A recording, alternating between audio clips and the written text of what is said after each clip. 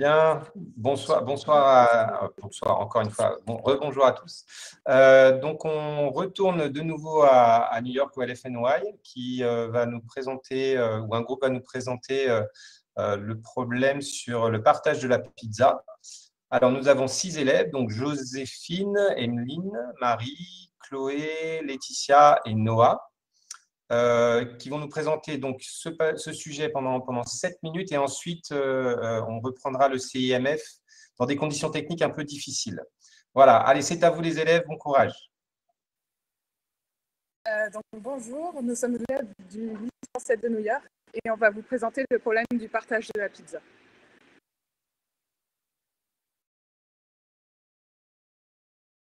Donc, on va commencer par Bob et Ali, donc l'histoire, ensuite les différentes pistes que nous avons trouvées, les premiers résultats, les cas spécifiques et ensuite la conclusion. Tout d'abord, nous allons vous exposer notre problème en vous présentant l'histoire de Bob et Alice.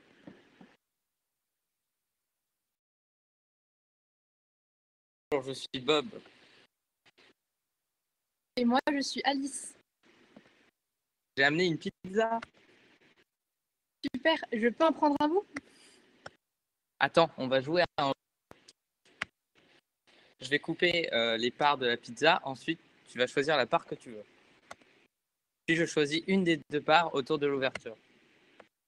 Et après, je choisis à mon tour une part autour de l'ouverture et ainsi de suite jusqu'à la dernière part? Exactement, tu as tout compris. C'est une bonne idée, je vais chercher la pizza. Comment est-ce que je peux réussir à prendre le plus de pizza possible?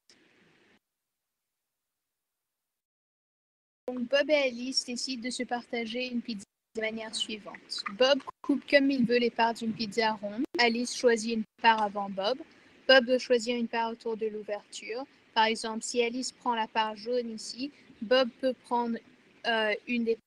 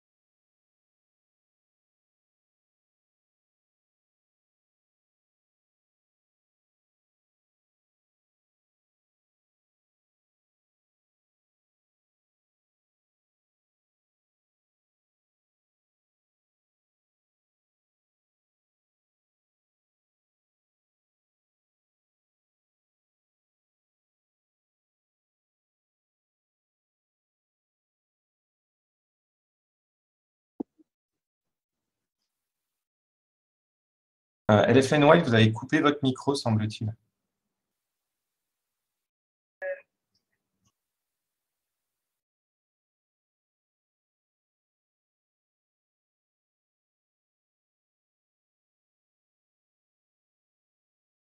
On vous entend pas.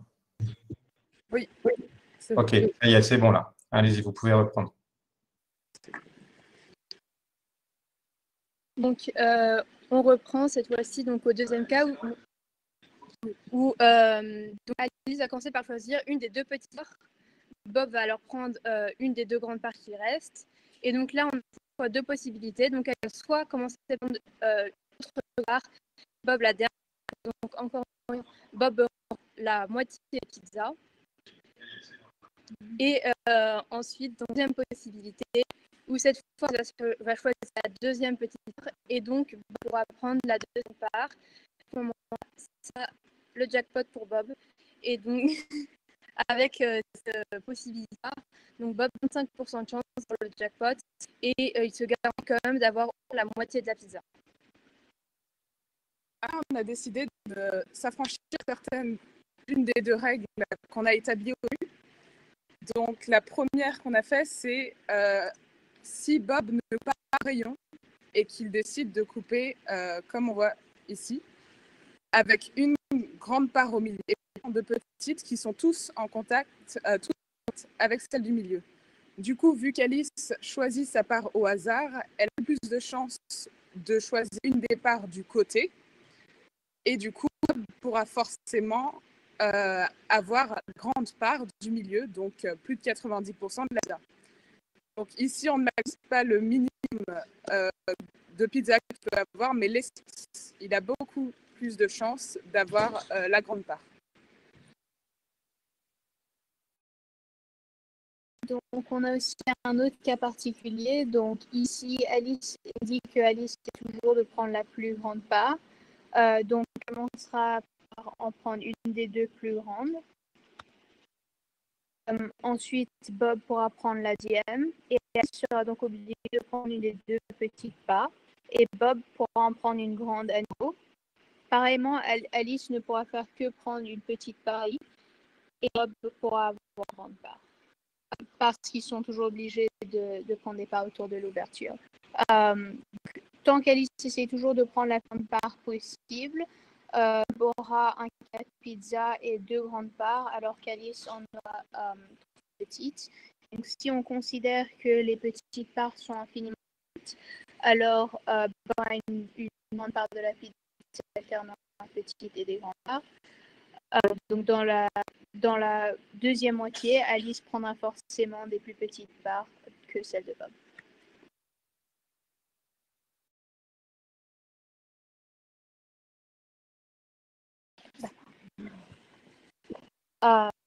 Si Bob coupe la pizza en faisant une petite part parmi les autres, et Alice prend la plus petite part, Alice va entendre la taille de sa petite part qu'elle a prise à 0, ou vers 0. Bob va retrouver, va sur la place d'Alice et en devant choisir la pizza coupée en un nombre pair de parts. Donc, il peut manger au moins la moitié de la pizza. Mais si Alice réfléchit et ne prend pas la plus petite part, il y a aussi, on va regarder le cas où elle prend soit un part grand, soit un part médium. Donc là, on a fait beaucoup d'essais avec les différentes parts de pizza et on prend un cas que si Bob détermine que s'il veut manger plus de pizza, il faut qu'il le coupe dans des petites parts P de façon stratégique pour que forcer Alice à prendre les plus petits parts alors que lui, il aura les plus grandes. Il coupera des parts de tailles différentes, moyennes et grandes, de plus que ces petites parts. Pour aider Bob, il a pris les parts de pizza qu'il a coupées, il a bougé ses parts de pizza en 3 grands cadrans. Si Alice choisit première part moyenne ou grande, la stratégie de Bob est de prendre la part à côté de la grosse coupe étant une de ces lignes noires.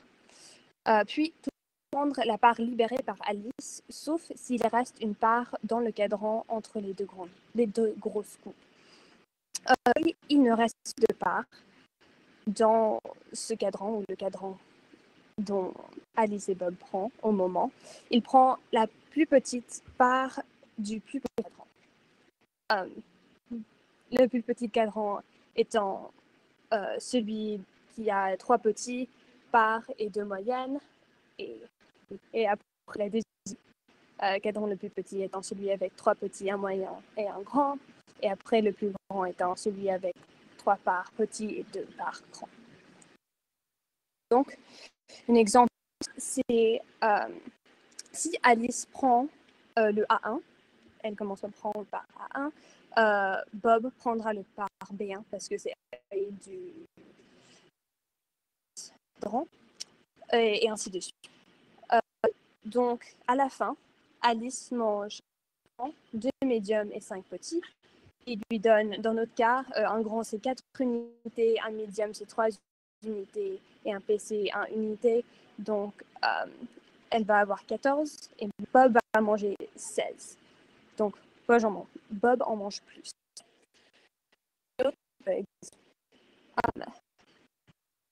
Mange toujours une part, mais avec une différence. Et vous pouvez voir l'ordre dans laquelle Alice commence avec A1, Bob fait B, et après Alice a B de suite. Enfin, Alice toujours 14 B par, et Bob en mange 6. Toujours plus que Alice. Donc, maximum pour Bob. Remarquons que la stratégie employée fait que Alice mange plus de petits parts. Donc, nous faisons tondre la taille des petits parts par 0. Donc, si c'est un maximum, la proportion exacte que Bob met dans les 2 exemples précédentes, est trouvée manger chaque 2 cas en exemple et ça égale exemple. Donc, que G est égal à 1 grand égal à 2 moins 6. Donc, on trouve la proportion à la taille de la pizza. On trouve qu'il mange 2 et moyen divisé par grand et 3 moyens. Encore, si P est égal à 6. Et on trouve que le maximum de portion de la pizza que Bob peut manger est 9. Donc, finalement, on n'a pas une seule solution, mais et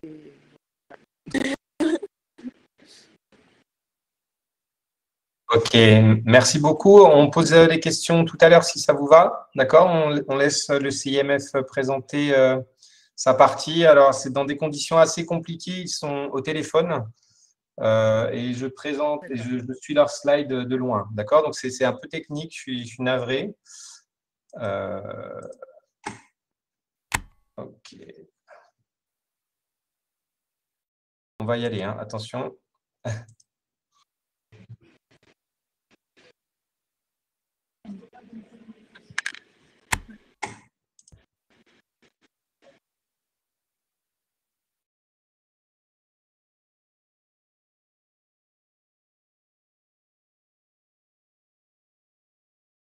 Ok, alors on essaye le son. Est-ce que ça va? Vous m'entendez?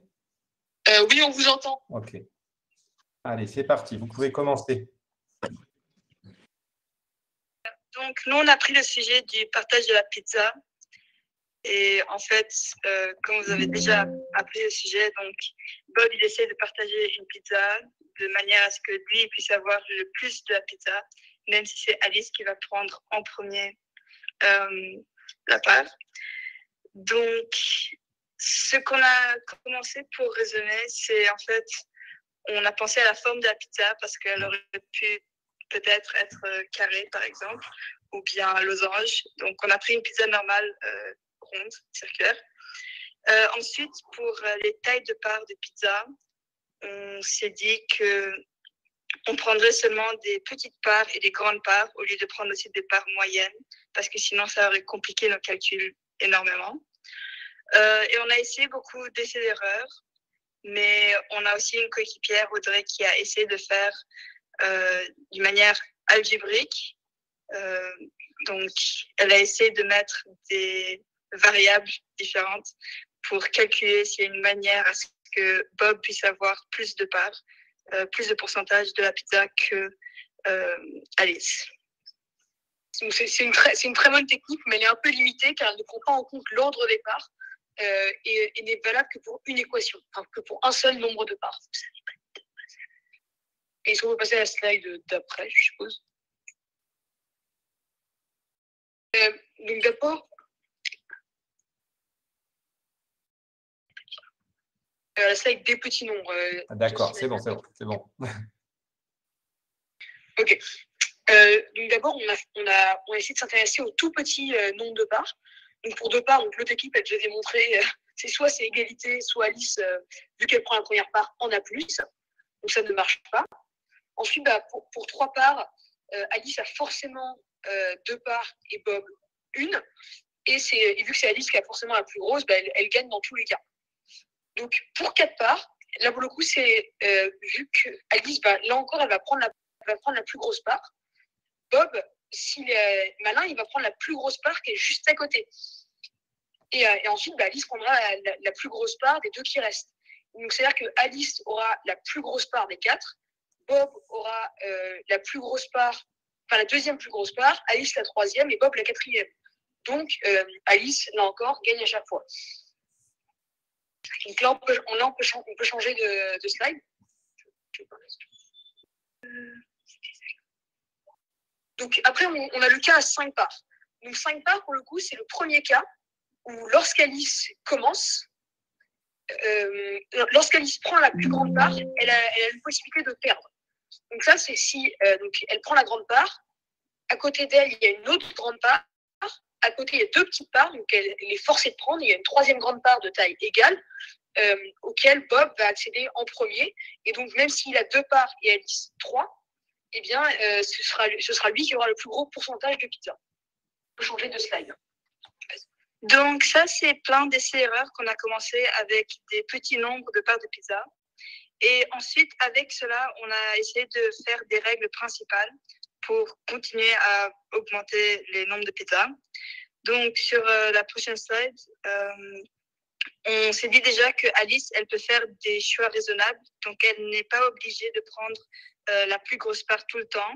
Elle peut aussi essayer de s'arranger de prendre des parts différentes pour que le total soit en sa faveur. Ensuite, donc, on a trouvé que si on prend un nombre de parts impair, c'est Alice qui en aura toujours une de plus. Mais si on prend un nombre de parts paires, ils vont être équitables. La seule chose, c'est que nous, on a quand même essayé de s'intéresser au nombre impair parce que ça permet d'avoir un déséquilibre. Parce que le problème avec les parts paires, c'est que c'est beaucoup trop équilibré chacun des nombres de parts. Donc l'idée dans les parts impaires, c'est que Alice ait deux petits parts en plus que Bob, mais que Bob ait une grande part en plus. Et vu qu'une grande part est plus grande que 2 petites parts, eh bien, il aurait un plus gros pourcentage. Et donc, c'est à cause de cet équilibre qu'on a essayé de trouver la notion de barrière. Donc, l'idée, c'est de forcer Alice.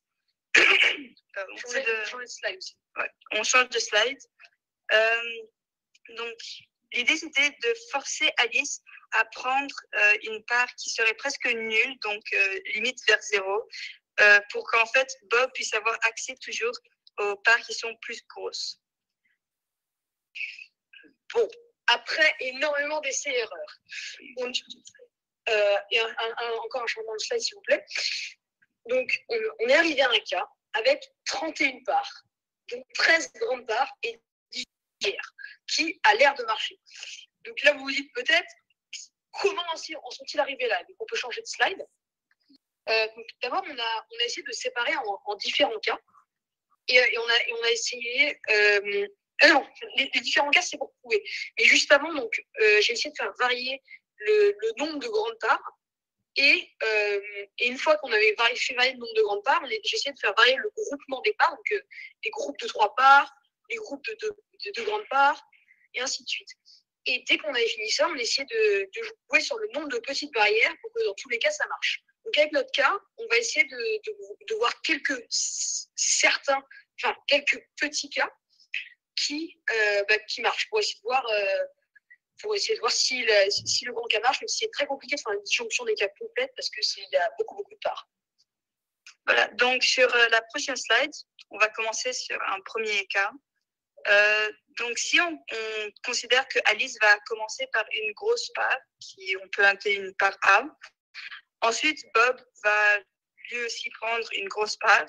Mais si on a commencé par les 2 parts en premier, Alice va être forcée de rentrer dans les barrières.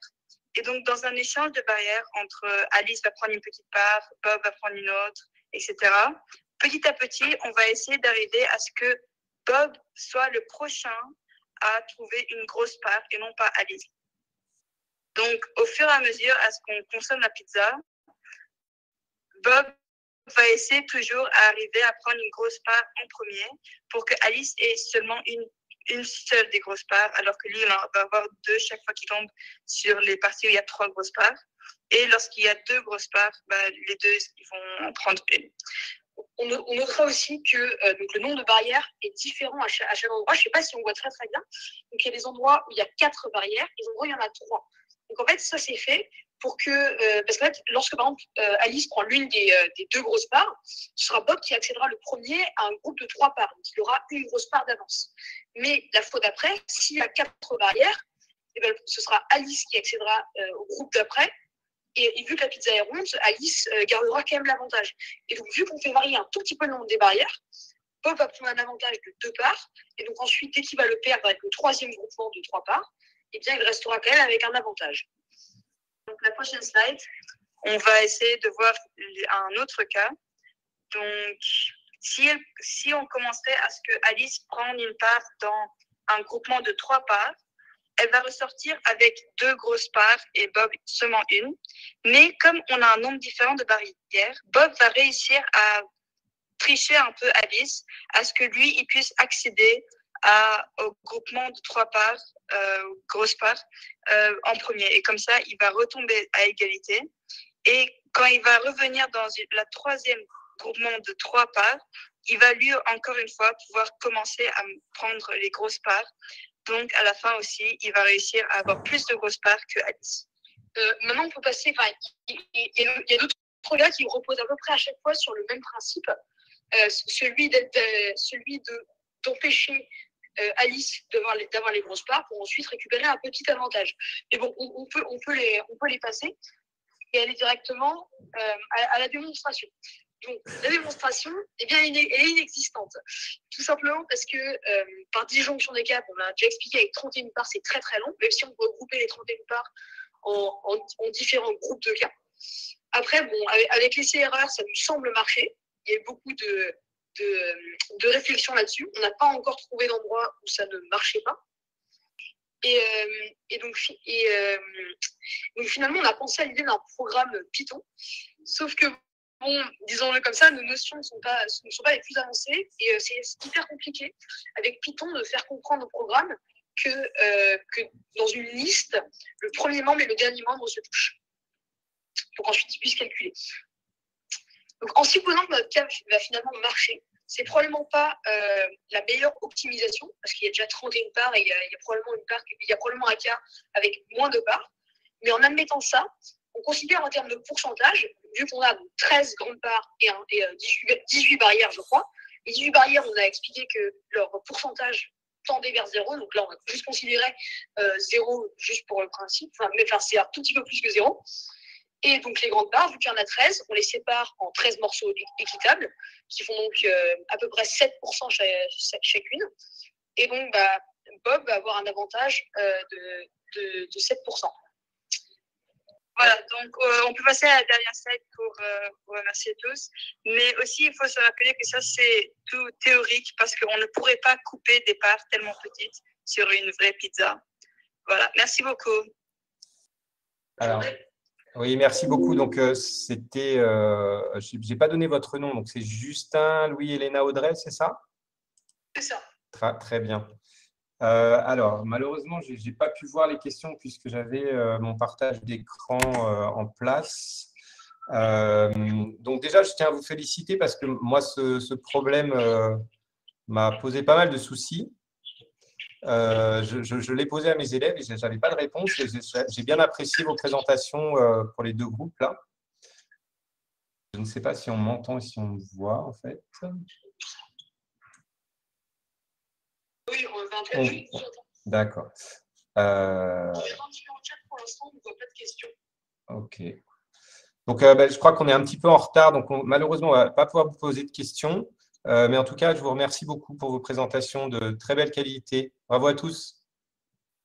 Merci beaucoup. Au revoir. Au revoir. Merci. Merci.